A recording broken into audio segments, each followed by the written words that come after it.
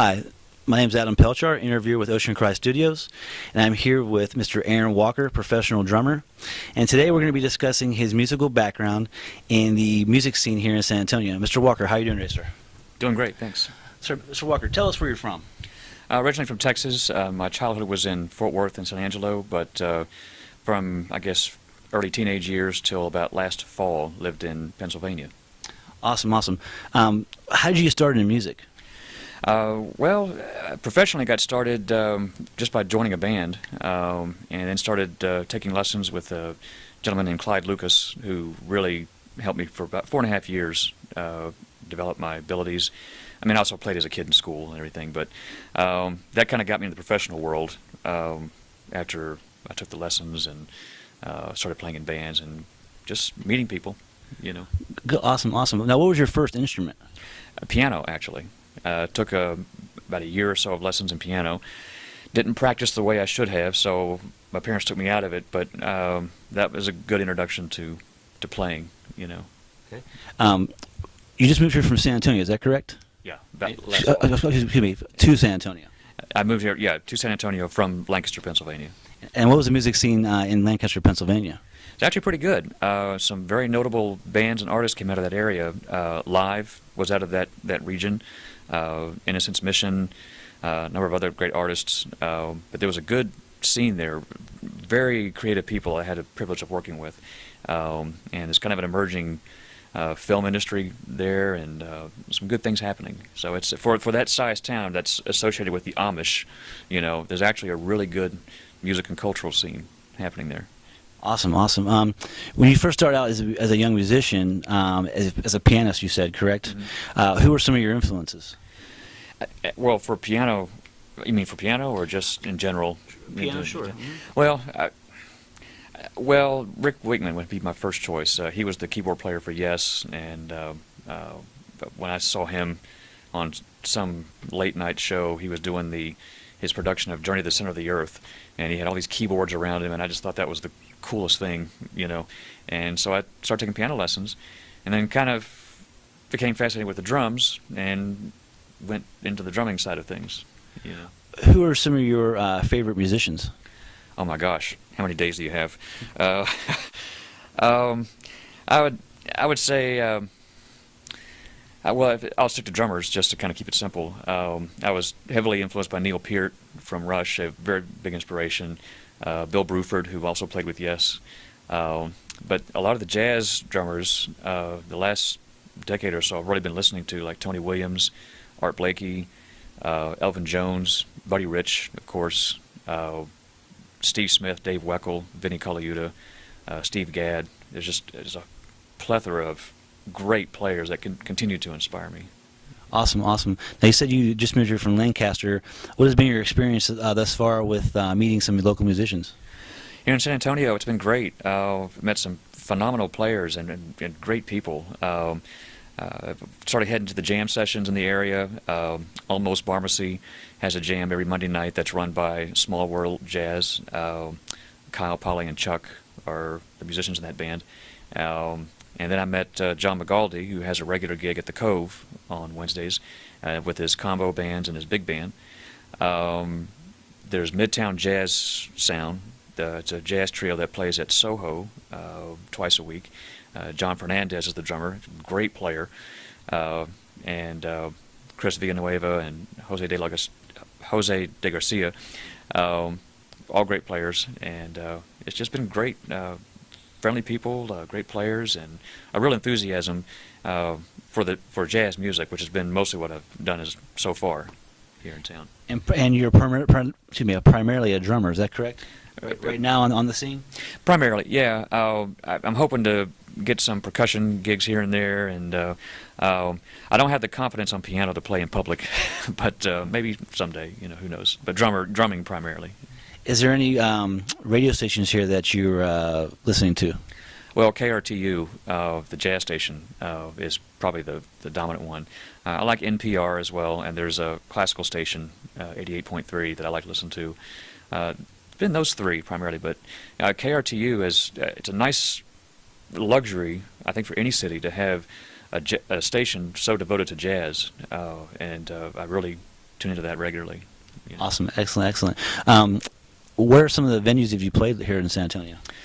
Well, the first venue was Kirby Steakhouse with a gentleman named Anthony Caceres, who is a bassist, jazz singer out of Houston, and played a gig with him. And played with John McGaldy and his big band and his combos at the Cove. I think who else?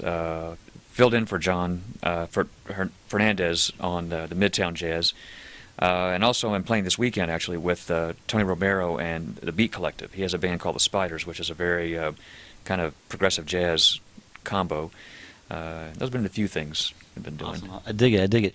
Are you actually going to be in the recording studio coming up? Nothing scheduled as of yet, but I'm hoping to, while I'm working with you here at Ocean Cry Studios, and as I get to meet people and get to know people, we'll have some recording gigs, hopefully. Okay. But it's been about less than a year, so it takes time for people to kind of get to know you, you know. Excellent. In your experience here in San Antonio, what would you, if you were to give advice to an up-and-coming artist or a musician, what would that advice be? Well, I would say just get out and meet people. You know, whether you're moving to the area or if you're kind of getting into the scene, even if you're from this area. I mean, have your skills there. Have your, know your music and have your skills in place. But meet people and let them know you can play. The jam sessions are great. There are jam sessions throughout the week, open mic sessions. Like I say, Almost Pharmacy on Mondays. Bone Shakers has one later on Mondays. And there are other ones throughout the week across town. You meet the musicians, you talk to them, play a little bit, and they see how you play, they see how you are, and make some connections and have your business card ready, and that's a good way to get some work or at least get into the scene. Yeah, pretty much in any city. Excellent. So would you suggest self-promotion, or would you actually suggest going to a consulting firm and actually getting advice, or actually hire them to promote you?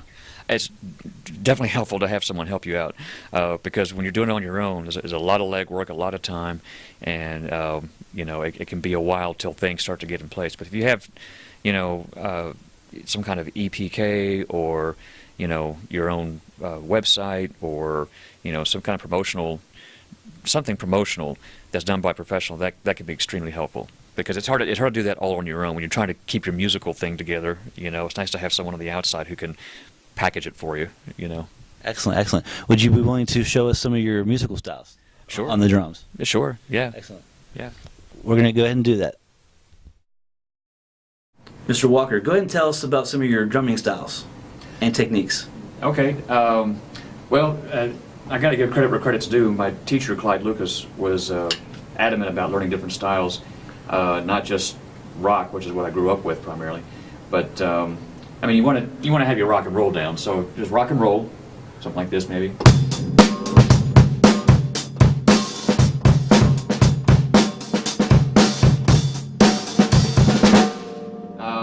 You got your blues, which can be either like a triplet feel, or it's also called a 12/8 feel. Sounds like this.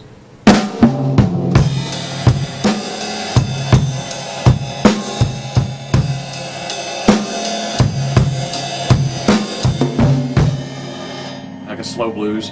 There's also shuffles, which is played in blues a lot, but in other styles as well. Shuffle has that sort of a shuffle feel, like this.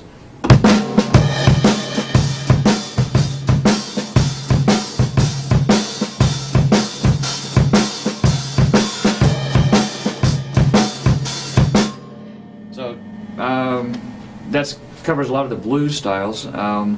Then the reason I went to Clyde Lucas was to really sharpen my jazz skills. He had played with Count Basie, Illinois Jacquet, Jonah Jones, Ray Charles, a bunch of great artists. So he knew what he was talking about. But with jazz, it's a little trickier. It's a lot of fun to play. It can sound like this.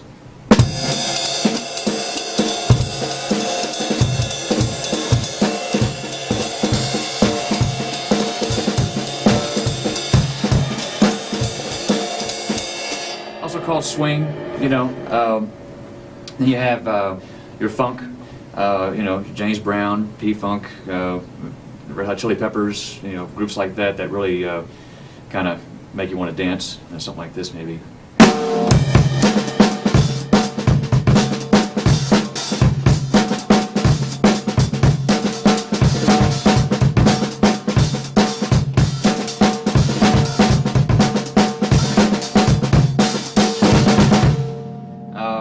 Then you get into some of your more world beat styles, which covers genres throughout the world. From Jamaica, you had your reggae, Bob Marley, something like this.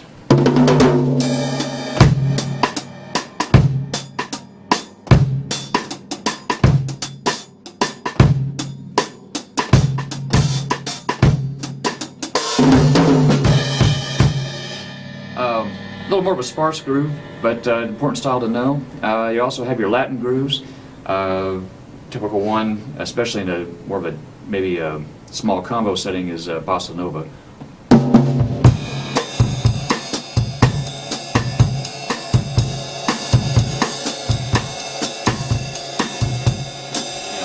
Something like that. And then you have more of your up-tempo.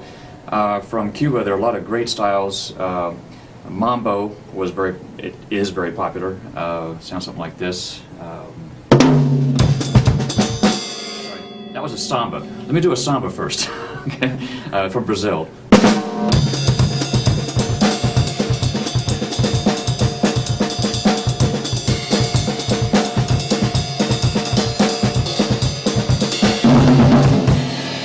And mambo would be something like.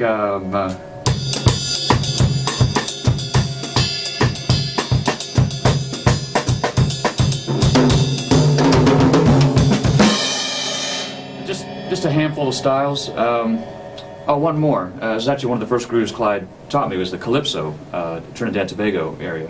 The Caribbean grooves are very rich and are a lot of fun to dance to. The calypso's like this.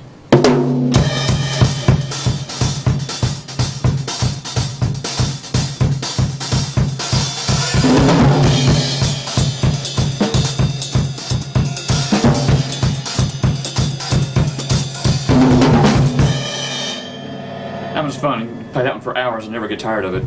That's just kind of a handful of grooves, Hopefully it's not too many. But it's important to know those styles if you want to be a working drummer, because if someone throws something in front of you and you don't know the style, you're stuck, So.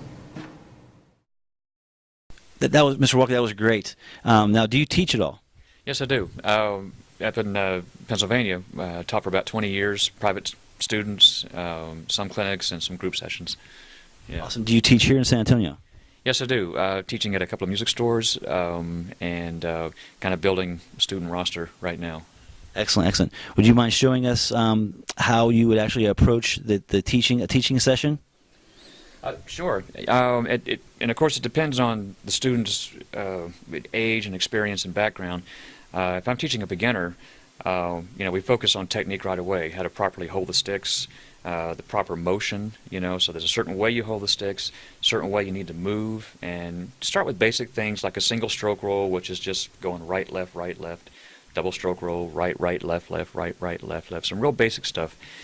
For drummers that have a little more experience, I like to show them how to develop their grooves, develop their styles, and one concept that, again, to give credit where credit's due, my teacher Clyde Lucas always talked about was going from your root groove.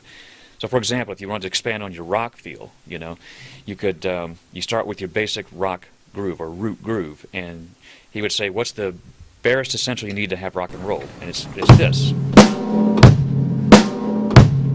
That's your root groove. And you can start adding to it.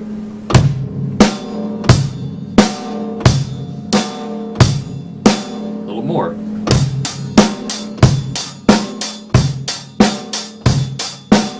Change the bass drum up.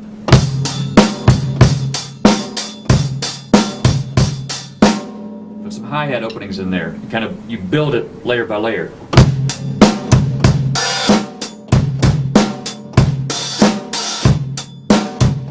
Maybe add some snare drum ghost notes.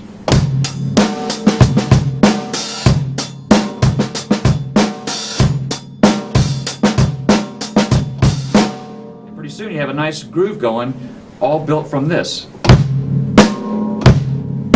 That's your starting point. It's like you plant a seed and then let it grow. Mr. Walker, that was great. If someone was wanting to hire you as a musician or an instructor, how would they be able to get in contact with you?